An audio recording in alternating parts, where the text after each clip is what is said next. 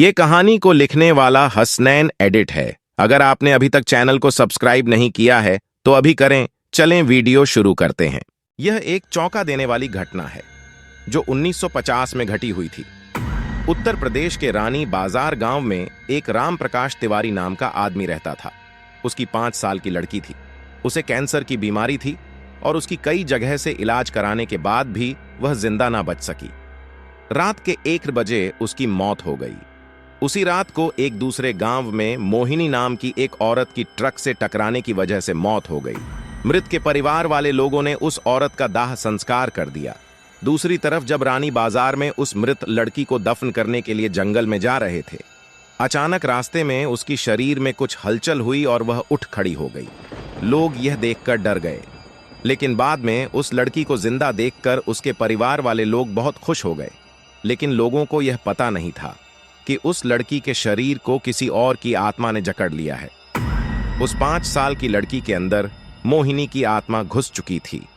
वह अलग जगह पर आकर बहुत दुखी और परेशान हो गई थी। उसका खाना खाने में भी मन नहीं लगता था, लेकिन उसकी माँ उसे अपने हाथों से खाना खिला देती थी। एक दिन वह लड़की अपनी माँ के साथ उसके मामा जी के घर जा रही थी और रास्ते में अचानक वह जगह आई जहां मोहिनी की ट्रक से मौत हो गई थी। उस बच्ची ने अपनी माँ को इशारा करके बताया कि यह रास्ता उसके गांव की तरफ जाता है।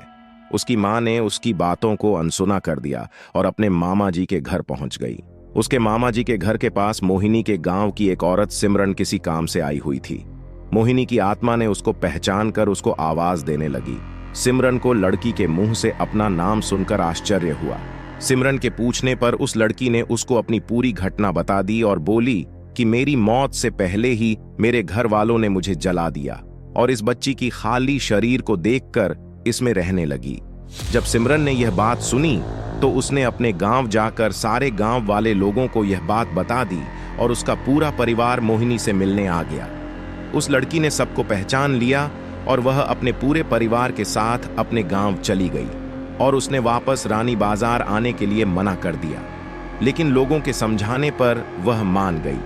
इस तरह वह दोनों परिवारों के साथ रहने लगी। इस कहानी से पता चलता है कि कभी किसी की अधूरी इच्छा पूरी ना हुई हो तो उसकी आत्मा किसी और के शरीर में जा सकती है।